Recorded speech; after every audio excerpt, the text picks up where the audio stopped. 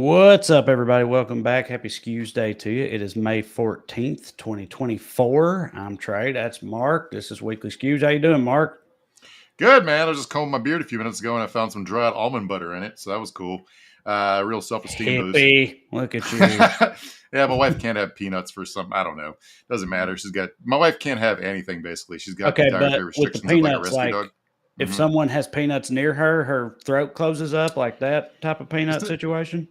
no, it just upsets her stomach. Yeah. So yeah, like pretty much everything. It's like no dairy, no red meat. It's not out of like some vegan hippie stuff. She just can't eat it. I'm trying to think of what else. Garlic, onions.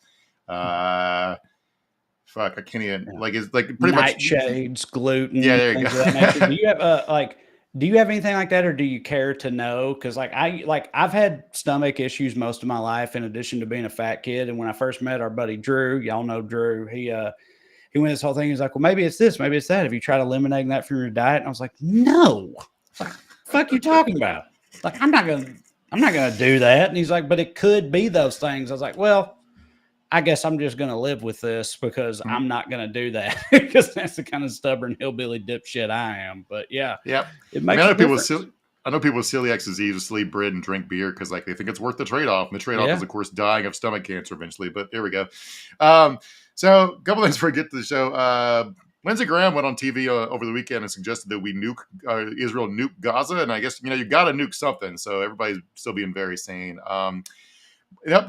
Big quick Christy Nome update. I guess she wrote in her book that she canceled a meeting with France's President Emmanuel Yeah. Macron, and because he tweeted for a ceasefire. She said that was pro Hamas. She canceled hanging out with him. To which the French government heard about this and responded, "Who?"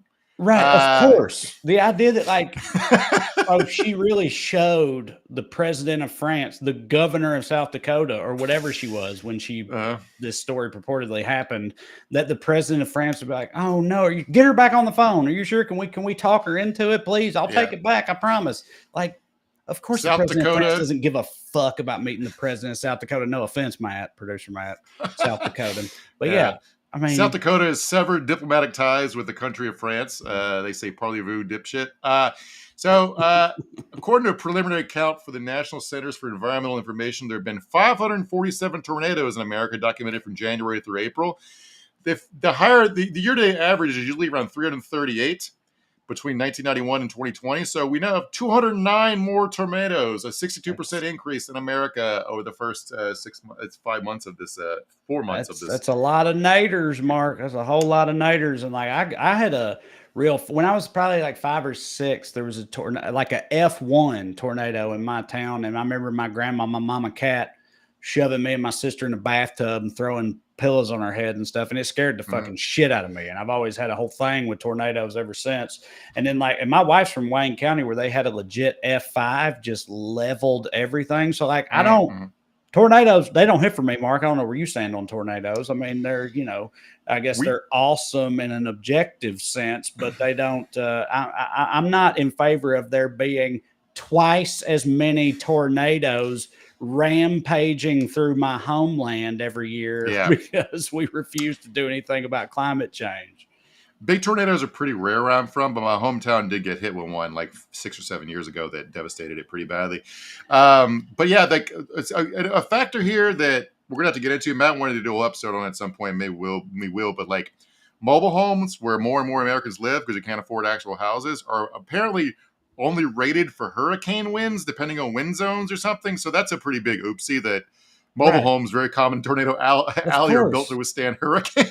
That don't even make any sense. That'd be like my house in Burbank being rated for flood damage or something, Right. as opposed to earthquakes. Like, you should probably do the earthquake thing. We live in earthquake central. Yeah. Uh-huh. Same thing, but I mean, I get that there's a lot of trailers in Florida where they have hurricanes, but still the entire South is in fucking tornado alley. Maybe also take that into consideration. Yeah, I mean, over here in the western end of the San Fernando Valley, I'm going to put a tiger trap in my yard. That ought to work. We're prepared for all contingencies over here. But we're subject of like how to deal with, rapidly rising home prices. This story was pretty fun. Michigan woman kicked out after police discovered she had been living inside grocery store sign for a year.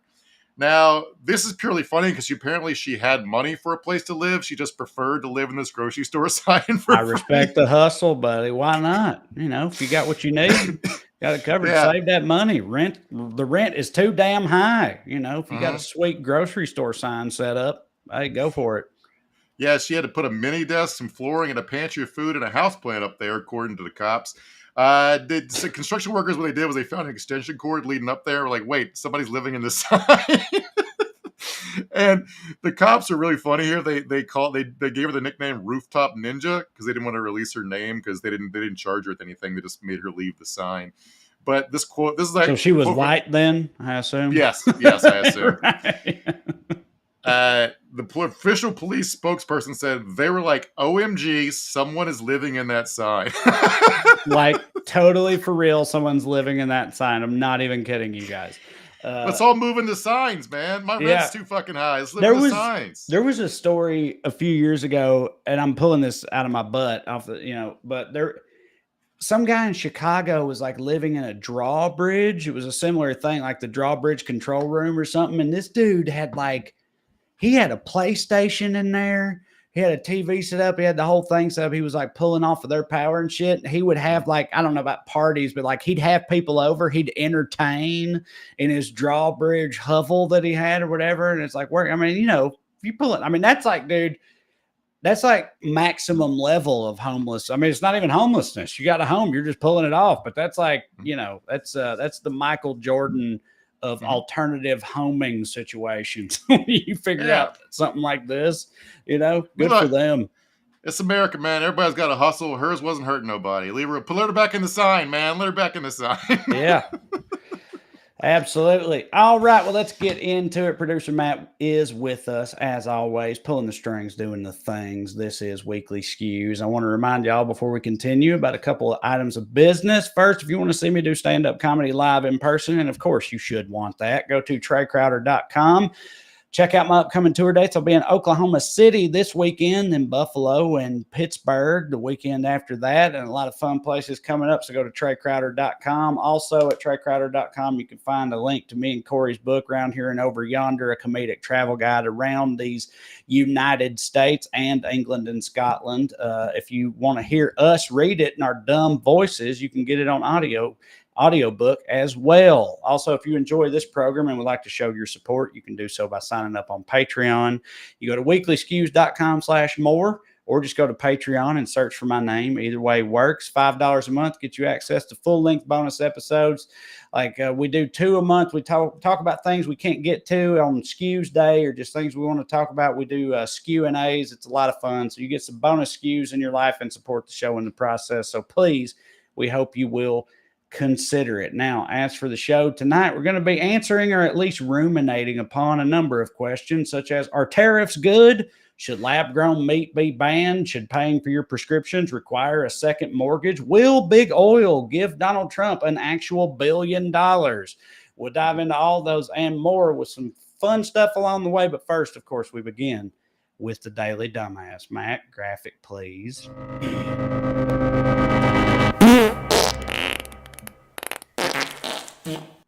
Tonight's DD, the residents of Gotham who don't realize that the Joker would really be tough on crime if Batman would just stop throwing him in Arkham Asylum. This is from Senator Roger Marshall of Kansas.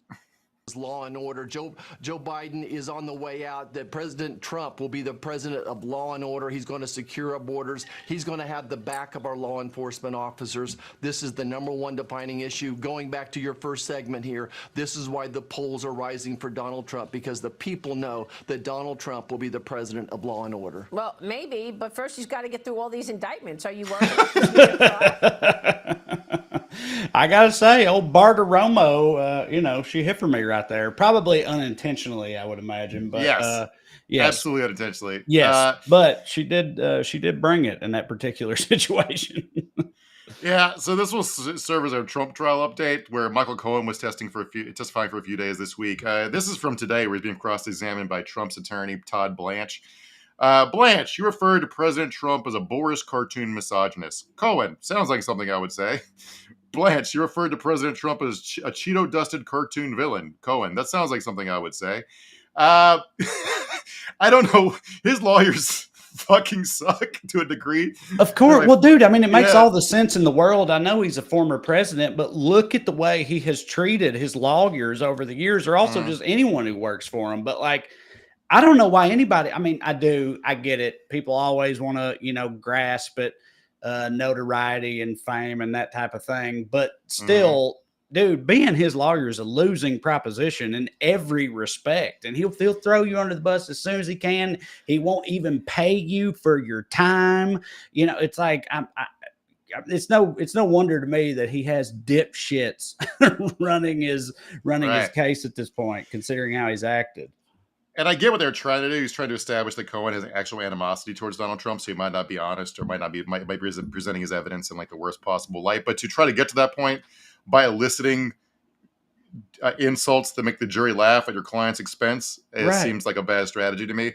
So, but like the prosecution tried to, push back against this already, pre-butted, I guess I would say, by they introduced a bunch of text messages and evidence from Cohen to his daughter, who, this was over a decade. She was an early teenager when it started, and later on, where it basically shows how sycophantic he was in pursuit of defending Donald Trump, to try to establish that when he was doing all this stuff, he was absolutely on Donald Trump's side. Yeah, right. But like it resurfaced this passage from Cohen's book that I just want to read to you. This is like the fact Cohen didn't. The biggest red flag here to me is that Cohen didn't turn on him when this happened. Let me read from the book here. Somehow Trump's attention was diverted to another skirt walking off a tennis court. "Look at that piece of ass," Cohen recalls Trump saying as he whistled and pointed. "Oh, God," like a cartoon wolf. I'm that myself. "I would love some of that," he said. It so happened that Trump was referring to Cohen's then 15-year-old daughter, Samantha. Cohen informed Trump of his mistake. "That's your daughter," Trump responded. "When did she get so hot?" When Samantha reached her dad, Trump asked her for a kiss on the cheek before inquiring, "When did you get such a beautiful figure?" and warning her that in a few years he would be dating one of her friends. Way. Yeah. And can we pause the show so I can go fucking take a so Silkwood gross. shower? It's like, I mean, a lot of a lot of people have already been. A lot of people on the MAGA side they're trying to like discredit Michael Cohen by being like, this guy, like you say, he's a sycophantic opportunist. Look what he's doing, whatever. And the thing I keep thinking, and I said this in a video made today, is like, oh yes, unlike all those paragons of virtue that typically testify in a criminal conspiracy case or whatever. Do you know what I mean? Like it's always lower level criminals rolling over on the higher level, the bigger fish. That's how the whole thing works, and it's like, we've accepted that for years, and no one's ever like, you can't trust this guy. He's a mafia hitman or whatever. It's like, as long as if they have supporting evidence, like you mentioned, if there's like things that corroborate what they're saying and it fits with the case as presented, then that's what matters. But in this situation, they're trying to act like you can't believe a word this guy says. And it's like, I don't think this dude is worse than like, I don't know, fucking the Iceman or any of these other, I don't know, Tony the Meatball. I don't know mafia stuff, but like real bad mafia witnesses, they're not good people. They're not PTA members. You know what I mean? Yeah. Like that's not the important part, but everybody's acting like it is in the case of Michael Cohen specifically. It's also like my dad had to testify in a criminal proceeding once about one of his employees had stolen some stuff from a job site. And the guy's attorney was basically interrogating my dad about like, basically trying to allege that my dad was in on it, and my dad had some hustles on the job site, but this is happened to be one of them. And the guy was like, "Would you? How do you know you wouldn't? Do you remember where you were that day?" He goes, "No, but I wasn't doing that." And he goes, "Well, why do you know you weren't doing that?" It's because I know I wouldn't do that. Right. And that's like, and it's a funny way to put it, but like, what was like, how come all of my business associates turn out to be fucking criminals and grifters? Right. What is it? What a coincidence, like, especially because like the whole Michael Cohen's a convicted liar thing is true, but it's convicted of lying to defend Donald Trump. So like it's like this circular logic here that's pretty fucking hilarious. But like the trial, I don't know what's going to happen. It feels like open and shut case to me, but juries are juries. But the real circus here is outside where a bunch of Mark, on that note, why is that? Has that been happening every week? I feel like this week do they have tickets to this? Like I feel like this week they're all showing up. Like J.D. Vance showed up, Tommy Tuberville showed up, Mike Johnson showed up, Vivek showed up. Like, have they been doing this the other week? Like, what happened? Is this is the headliner week because Cohen is testifying? Is that why they all showed up? Because that's when the most cameras were going to be on them. But yeah, it's a whole. It like you said, it's a whole circus going on. They're doing a couple different things. They're one, they're kissing Trump's ass. Two, they're auditioning to be vice president. A lot of them, and three, they're just they're operating as ventriloquist puppets to get around Trump's gag order to deliver his insults for him. There you go. Right. But like, so here, like let's start. But Lisa Murkowski, who otherwise sucks, was asked today if she's going to go to Trump's trial, and she says, "Why would I sit through a stupid porn trial? Don't we have better things to do?" And I was like, well, "That's the sanest thing this lady said in a while." Mm-hmm. But so here's Speaker Mike Johnson outside the courtroom today, doing I don't know the first thing I said, which is trying to get around the gag order. The crime that they are accusing President Trump of is falsification of business records. But I think everybody knows he is not the bookkeeper for his company. President Trump is innocent of these charges. Okay, you can cut that. So take this piece by piece. All right, this is Mike Johnson's a guy who admitted that he and his son monitor each other's porn intake. He's out here publicly lying on behalf of a man who cheated on his wife with a porn star. Uh-huh. You got to wonder, how did I get here? I mean, he knows how I got here. He wants power, whatever. But it's also like the people that think Trump should be responsible for managing the entire federal government don't think he was responsible enough to know what was happening in his boutique real estate company. Yeah. It's like the Trump organization is not super huge. It does have like 20,000 employees total. I looked it up according to their own Wikipedia, which is probably inflated. So there you go. But like, it's worth noting here that part of the testimony is like, various people have testified that Trump insists on personally signing most of the organization's checks himself because he wanted to approve every expenditure because he's a micromanaging dipshit who's cheap as fuck. And I want to remind everybody here that like 1990, Spy Magazine played a prank on a bunch of the New York's wealthiest people, 56 people. They sent everyone a check for $1.11, and half of them cashed $1.11. They keep cutting them out in half and sending checks back out. They got down to 13 cents. They sent the 13 cents checks out, and two people cashed them. One was an arms dealer, and the other one was Donald Trump. All right. So the idea that this cheap fuck wouldn't be personally approving a $130,000 expenditure is ridiculous on its face, but whatever.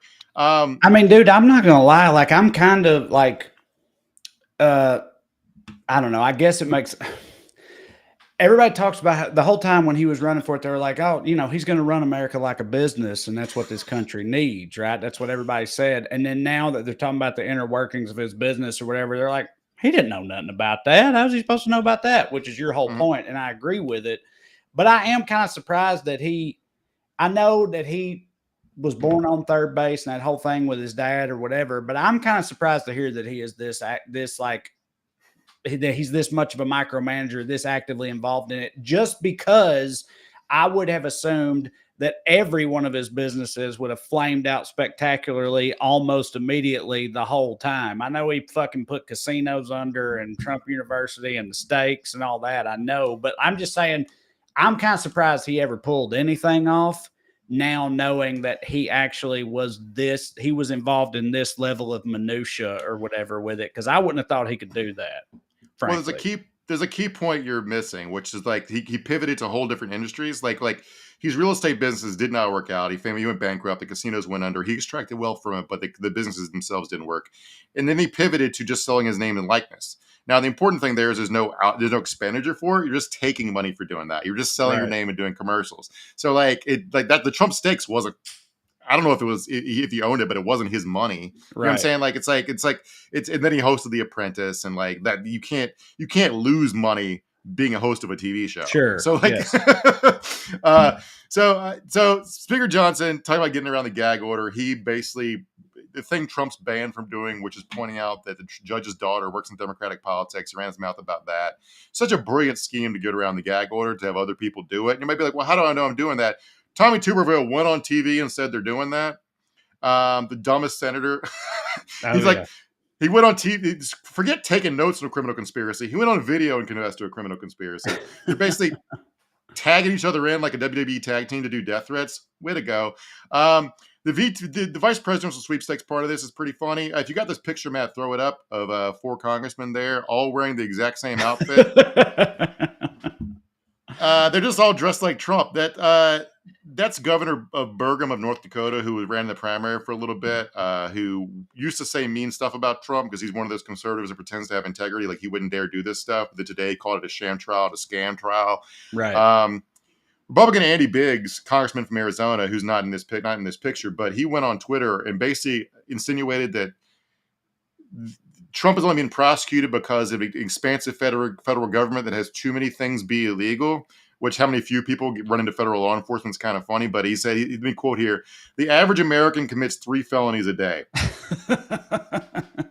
I don't think I do. No, I'm about to say I feel like insecure right now. But I need to step my game up. I think I'm committing almost 0 felonies a day, generally speaking. But yeah, the way I might commit a bunch of. I'll probably commit 30 misdemeanors, but if felonies, right. I don't think I commit any felonies. But living in California, I was trying to think, being totally honest and upfront here, like, you know, I used to partake in weed and shit in Tennessee. That's a crime. But out here in commie utopia, you know, I feel like I mean, I do. I don't want the feds to come after me, but, you know, I will bet on sports occasionally, and I live in California. So that's a crime. So I'm at least committing some crimes. So that makes me feel better because I'm falling well short of Andy Biggs' standard. But it's also like the way they like tell on themselves so much. You know what I mean? It's like you know, the whole idea of like, every white person is racist. We're just saying it out loud. We're the only ones that have the balls to say it. And it's like, we're not all actually racist, buddy. And they cannot believe that that's true. Even if you tell them that, they're like, you're just afraid. The left has cowed you. You've been cowed by left. You're afraid to admit the truth. It's like, no, I'm genuinely not racist. And you know, they just can't buy that. This is a similar type of thing where it's like, we're all committing crimes all the goddamn time. It's like, I don't know that we are, man. I don't think that's true. Most people try to lead a good life, actually, I think.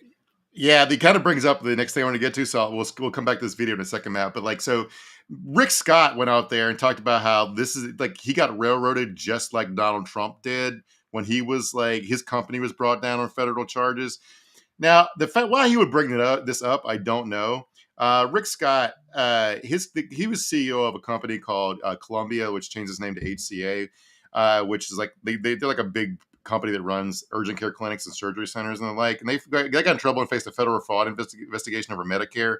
As the FBI got into it, Scott resigned. But he still faced a lot of scrutiny, including a famous civil deposition where he asserted his Fifth Amendment rights 75 times, which worked. He did avoid criminal charges. But eventually the company pleaded guilty to 14 felonies, was fined $1.7 billion for the biggest Medicare case fraud in American history at that time.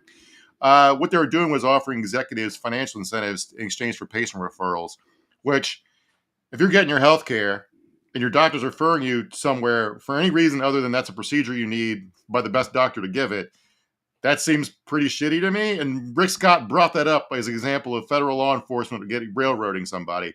Fuck him, whatever. These people to get out there and be like, well, of course we don't have any credibility. Nobody has any credibility. We're all criminals and liars and sex predators.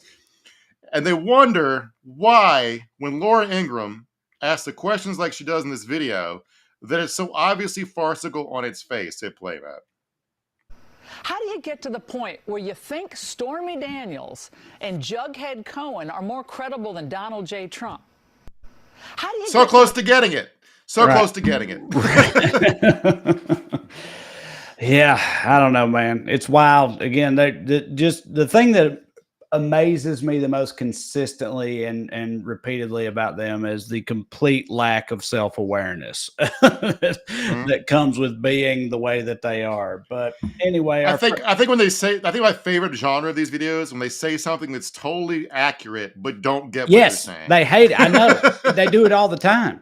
Right? It's like, you remember that it was like a famous thing. It went viral when old Sean Hannity, when AOC was just coming up. She hadn't been elected yet. And it was she just became a thing. And he was like, he posted a thing that was like, this is this lunatic's actual platform. And it's like, poor people should be allowed to live. Gay people are humans too. You know, and I'm exaggerating a little bit for effect, but not that much. It was just a bunch of things that I read and I was like, those are all great ideas, you know, and they're like, this is ruining our country. All right. Anyway, our first honorable mention for Daily Dumbasses. Anyone who thought Republican primaries wouldn't devolve into everyone trying to out-Immortan Joe each other. It's apocalyptic out here, y'all. Check this shit out. FBI, open up! I'm Derek Evans, and on January 6th, I stood with President Trump to peacefully and patriotically protest a stolen election. Then the same weaponized deep state going after President Trump came to my home, ripped me away from my wife and my 4 young children, and held me hostage as a January 6th political prisoner. But I'm not giving up. I'm running with President Trump to help him drain the swamp once and for all. I'm endorsed by Trump warriors such as Roger Stone, Mike Lindell, General Flynn, and Veterans for Trump. On May 14th, vote MAGA, vote Derek Evans for Congress. All right, you cut it, Matt. So this guy, Derek Evans, today's primary day, and it's election day in Maryland, Nebraska, and West Virginia. A lot of primaries going on.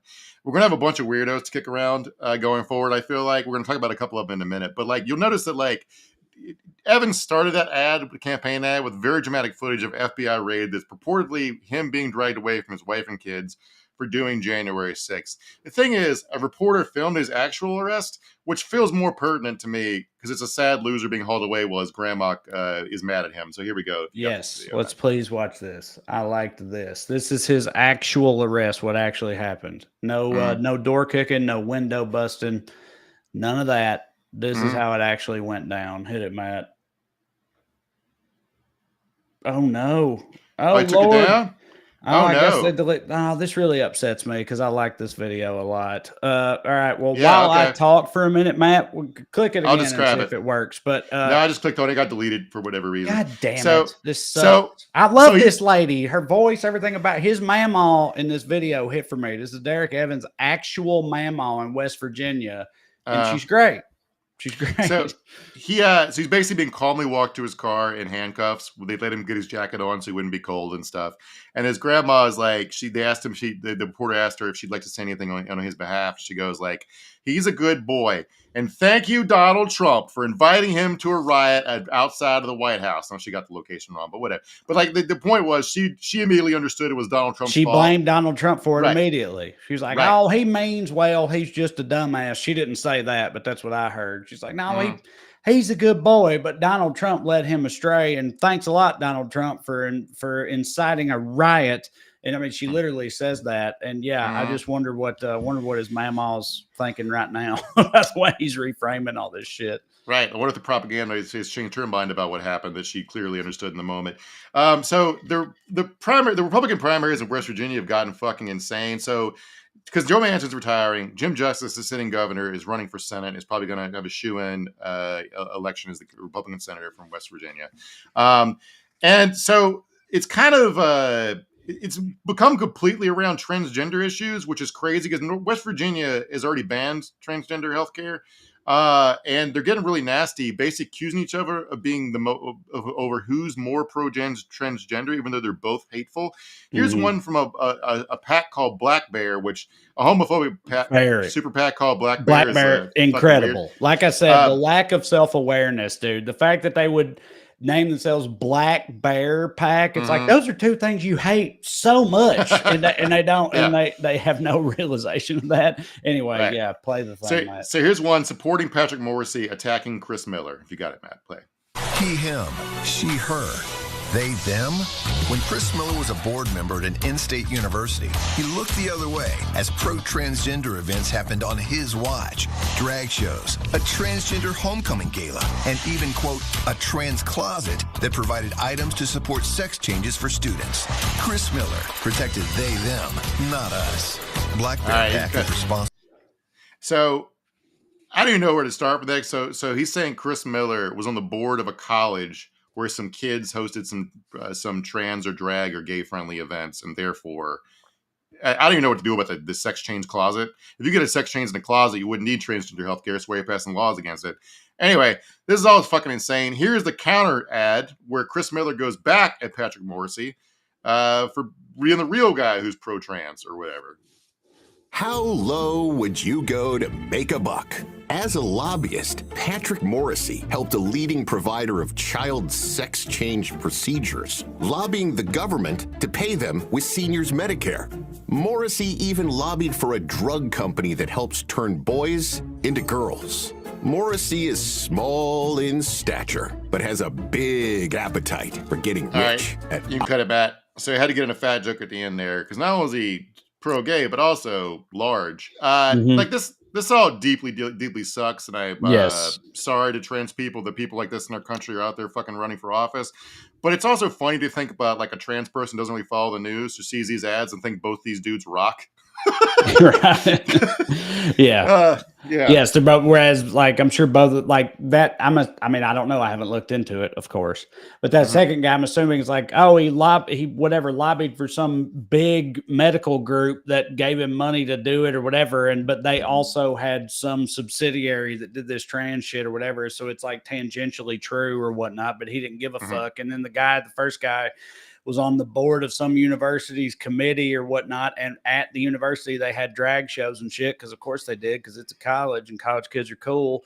But that makes him like a co-signer on, transgender queerness or whatnot. But yeah, the whole thing is just, it makes me sad too, man. It does. Like, I cannot imagine being a transgender person watching the current state of America and how they are like public enemy number one for the American right. And every ad is built around like how offensive and upsetting their whole existence is. And the idea that they should even be what they are is like, anathema to being an American. And that like, it's a real shame. It's a real shame. But I want to we'll do this Gomez lady another time, Matt, because we're running out of time. But I do acknowledge an anniversary here that's sort of related to all this. Friday will be the 20th anniversary of America's first legal gay marriage. 20 years ago this week, David Wilson and Rob Compton entered into a marriage that some believe would bring on the apocalypse. I'm reading here from the Wall Street Journal.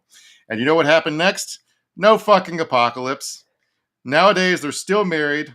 They're happily retired and spend their time volunteering and visiting with their grandchildren. All right. I've always thought that whole thing was always so funny to me. The idea that, like, look, you're married, you have fights, you fucking go after each other. It happens. But the idea that the root cause of that would be that gay people are happy somewhere, you know what I mean? It was always funny to me. It's just like, did you leave the garage door open? It's like, no, it's the goddamn gay married couples. That's who did it, Katie. Like I've never understood how my marriage was supposed to be affected by someone else's marriage. I don't care how gay they are. It's because what will come next was dog marriage, remember? And then of course, why we marry a human lady when you can marry your dog, I guess, or whatever. I don't fucking know what these people think. But I just want to say, like, if anything is destroying America, it's not these two nice retired guys with grandchildren. It's the people making ads like that. And in 20 years, their stupid panicking over that will look just as fucking stupid if America still exists in its current as a liberal democracy. I know it'll look just as stupid going forward. And it's just like, you just got to wait out these dumb fucking dipshits till it's normal. I know for our crowd, it totally goes without saying, but still, it's like the idea that they're wrecking America and they're the ones shoving their ideology down everyone's throat when literally all they want is to be treated the same as every other regular person drives me up the fucking wall. That's the only thing they've ever asked for, is treat them like you treat other human beings.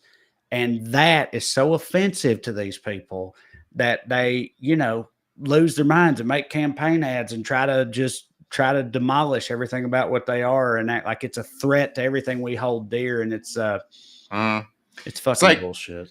J.K. Rowling has rejiggered her old personality to be around being mad about pronouns and people, changing their names to opposite genders or whatever. But she gets mad when people call her Joanne, which is her given name. It's like, you're so close to fucking getting it. But so we have because gay marriage has been around for a couple of decades now and federally legal for 9 years.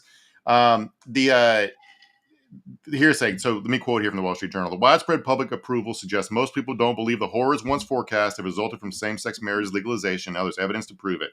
A comprehensive new research report by the RAND organization finds the consequences of 2 decades of legal same-sex marriage have been broadly positive for gay and straight Americans alike. The researchers could find no negative effects on straight couples' rates of marriage, divorce, or cohabitation as states legalized same-sex marriage. In fact, the effect on different-sex marriages was slightly positive. More straights are getting married now. Yeah. Meanwhile, same-sex Property couples, values go up. The whole neighborhood gets better. Yeah. We all benefit. And of course, just want to be treated the same way as other people. Same-sex couples saw a range of improved outcomes, such as greater health and financial security, because they have joint banking accounts, nag each other over drinking too much, and be able to visit each other in the hospital and drive each other to doctor's appointments like normal married people. There we go.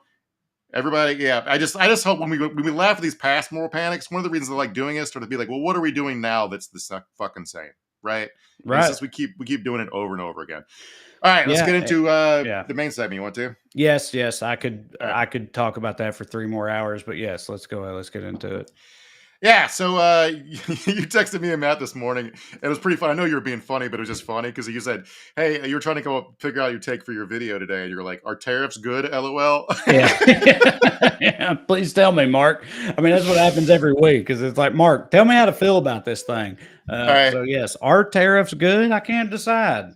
And the answer is everyone disagrees / it depends, right? So, and what occasioned this was, the Biden administration announced they're going to raise tariffs on like a bunch of stuff coming in from China, like electric vehicles, computer chips, and stuff like components of solar panels and the like.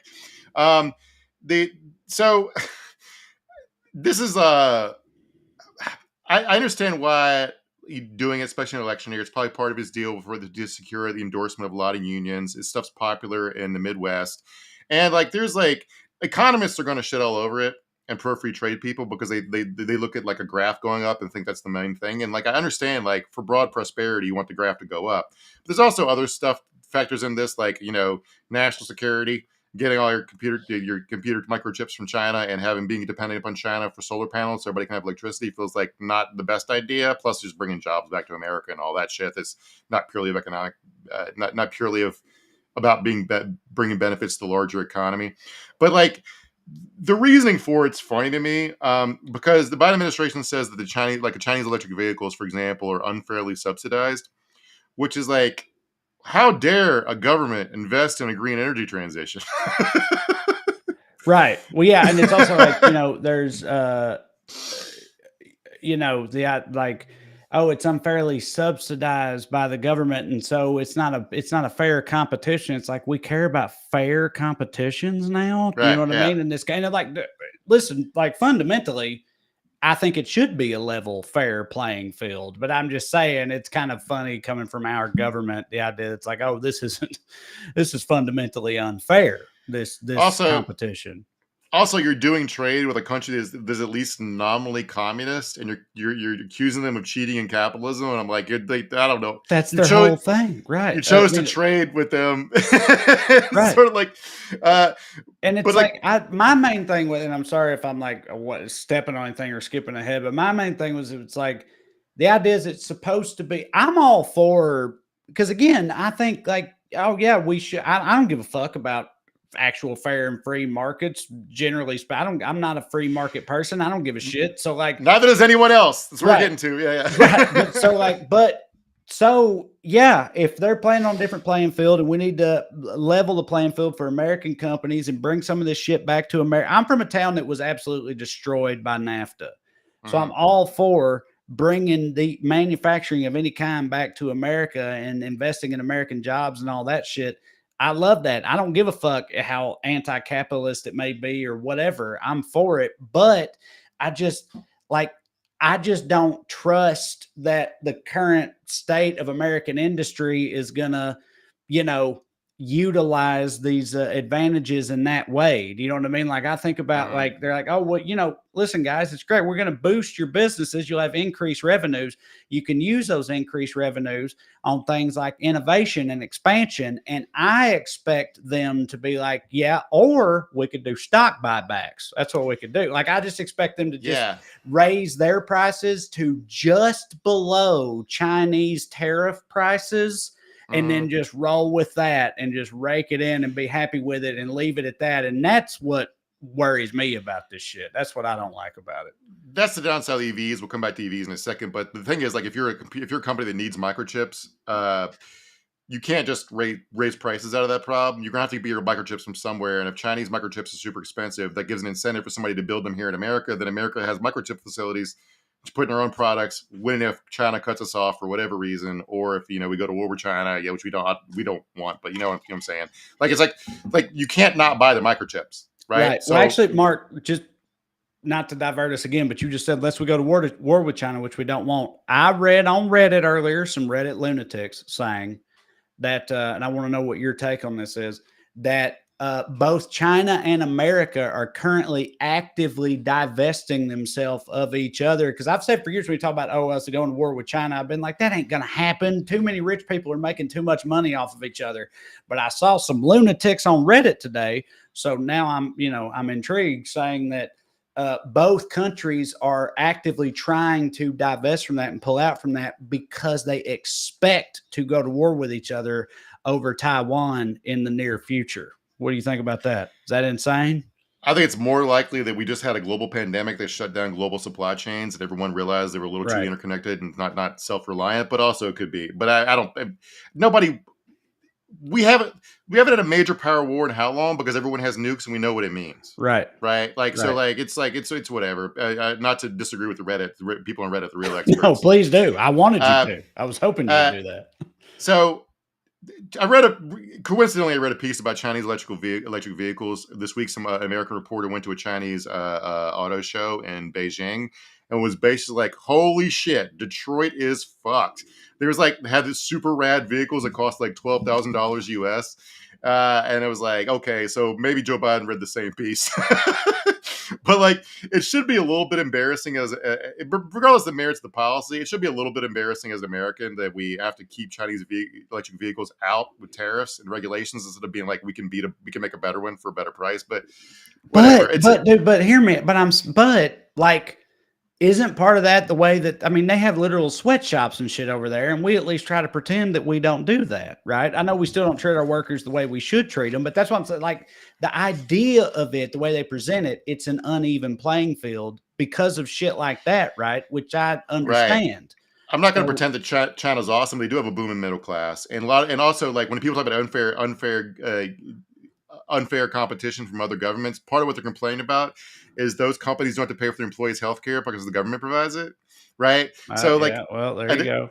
Every American industry would be thrilled if we had national health care because it would make them more competitive internationally, except for health insurance companies and hospitals. Anyway, that's such a good point. Everything is always about lobbyists in this country. Every time. I never thought about that way until you said that, which happens a lot on this show. But yeah, damn sure. So anyway, as far as the specifics of this, and people are comparing it to Trump's China policy, which is it's if you just summarize it, it sounds similar, but Trump was racistly trying to ban soybeans to juice votes in the Midwest, right? And it's doing something because you think it's good to be racist is different from thinking it's good because it might be good for American manufacturing, and the details of the policy are different. And I'm not an economist, and you can read what economists write about it over the next decade or two, or what lobbyists are going to pay politicians to say about it when they unravel it, whatever. But I just think one reason I'm not super moralistic about it, you're going to hear Republicans talk about meddling in the free market and whatever, is because it's just what we do here, and everybody rigs the market. We basically have an economy, this stage of capitalism we're in, where everything is a protection racket. And I wanted to show what I'm talking about by talking about a fun example of it. And if you play this video, Matt, it's not going to be it might be what you think. It's Ron DeSantis announcing a new policy to generate innovation in the anti-innovation sphere. You will not be seeing any lab-grown meat on grills in Florida. Governor DeSantis made that official today, signing a bill that bans the manufacture and sale of cultivated meats. Fox 13's Aaron Mesmer has more on this new law. This mouth-watering sizzle and sear is more science to stomach than farm to table, and that's why it won't be happening in Florida. Take your fake lab-grown meat elsewhere. We're not doing that in the state of Florida. That's the message behind the bill Governor All right, cut it, DeSantis Matt. signed. So, dude, this upsets me so much because I had a stand-up bit about this for a while about how, like, oh, I know that vegans are right about so many of their arguments. I know they are, the environmental arguments and everything else. I just love cheeseburgers too much, and I'm a weak person. I'm a fat kid. I don't have the willpower. I apologize. But when this lab-grown meat shows up, I'm diving in head first. And there's people out there being like, oh, but lab-grown meat, that's disgusting. That's what kind of like mad scientist made up meat is that? And it's like, I eat Taco Bell, dog. Like Taco Bell ain't real meat. Like I ate potted meat growing up. That's just ground up pig assholes made into like redneck pate. It's like, I don't give a fuck. The stuff I've been shoving into my pie hole for 40 years. You think I'm gonna like hold the line at lab-grown meat? Hell no. I can't wait till lab-grown meat shows up. And now I should have seen this coming, but seeing that they're like they're blocking it on the front line, it's upsetting to me. This is a good answer, potentially. One time I was over at my friend Bobby Joe's house, and there was no food in the house. His mom was. We didn't have. It was before we could drive, and his mom was at work, and the only food in the house was a can of potted meat and a can of Vienna sausages. Yeah, and we paper rock scissors. We paper rock scissors for who got who, and I thought I won because I got the Vienna sausages and he ate the potted meat. But then later we were like doing WWE wrestling stuff, and he literally farted potted meat into my mouth, and I was like, I actually really lost this bet. Sure. So anyway, sure. But dude, that was like I was, I loved both of those food items when I was a fat kid in rural Tennessee. I was, I didn't see anything wrong with it. It's like I said, dude, potted meat, hell, it's just trailer pate. That's all it is. They just call it fancy because it's made out of real good meat. But anyway, yeah. So it wasn't so since DeSantis signed this bill earlier this month, Alabama has joined them. Kay Ivey, governor of Alabama, signed a bill that makes it illegal for anyone to manufacture, sell, or distribute cultivated meat in Alabama. If you violate this law, it's a Class C misdemeanor, which could send you to jail for 3 months with a fine of $500. It's not just Florida, Alabama. Tennessee isn't far behind. They're considering a bill. Arizona and Texas have passed like tight restrictions on language and labeling to describe these products. And a senator from Nebraska has tried pushing for this at the federal level. They're joined by Senator John Fetterman, Democrat from Pennsylvania, who wrote, "As some dude who would never serve that slop to my kids, I stand with our American ranchers and farmers." Now, Fetterman went to Harvard. As a person who's actual white trash, not fake white trash like he is, we love serving slop to our kids. Of course. It's what we just Sloppy said. Joe's. I grew up on fucking casseroles, which basically consisted of whatever about to go bad vegetables and meat my mom could dump into some fucking cream of mushroom soup. I ate almost exclusively slop as a trailer baby in rural Tennessee. That's what I'm saying. It's like I grew up eating that shit. I have no problem with lab grown.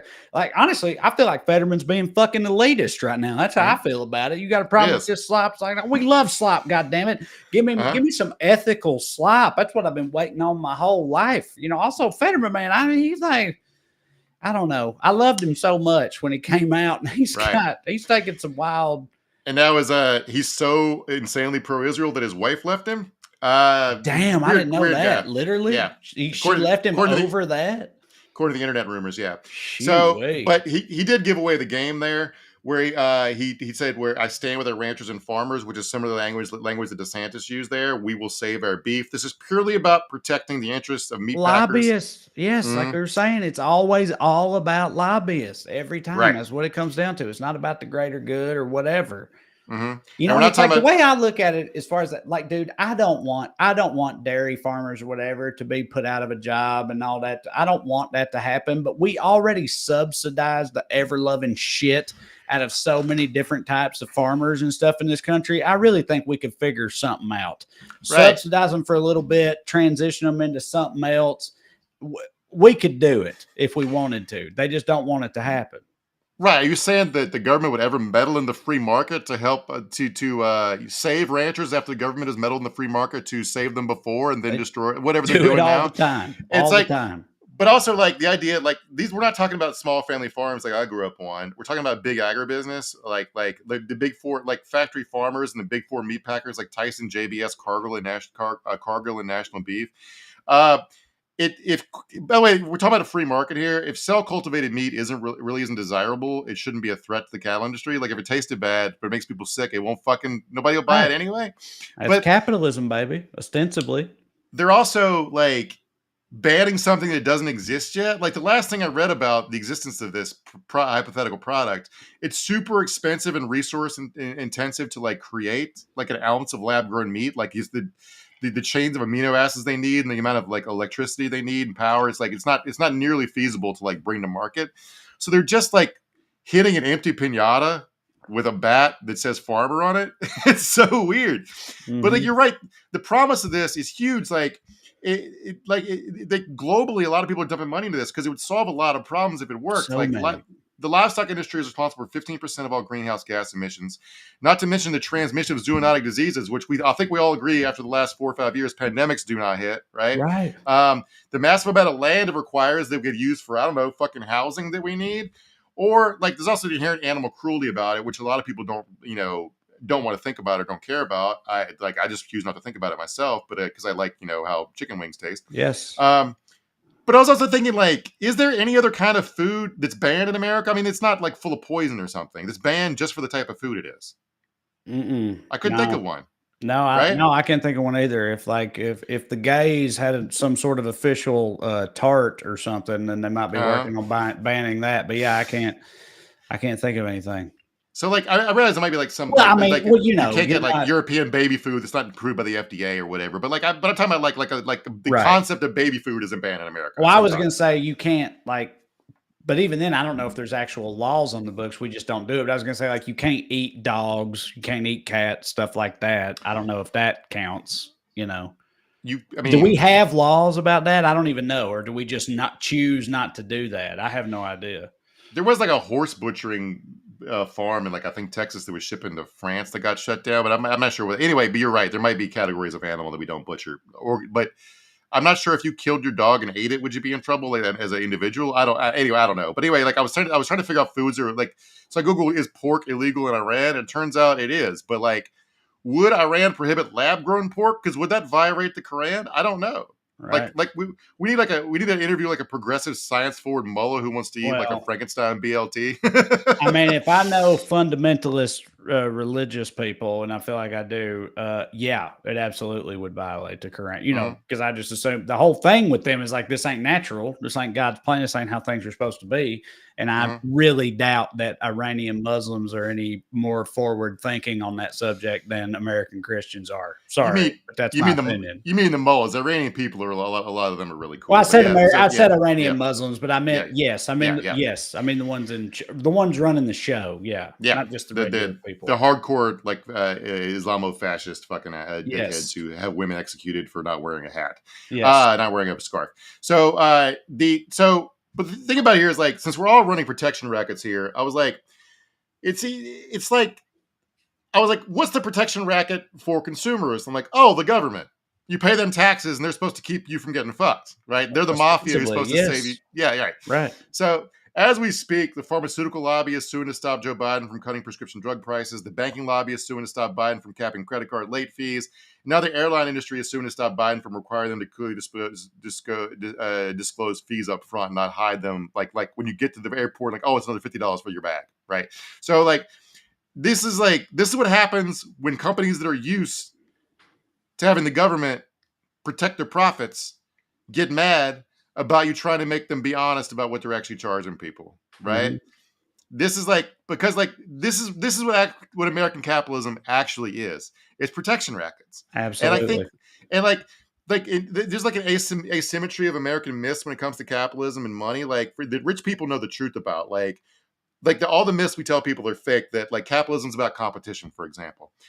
It's not. And I've heard one rich guy say it out loud. This is before he has heel turn, years before he has heel turn. But I remember Elon being on the Daily Show and he was talking about starting PayPal.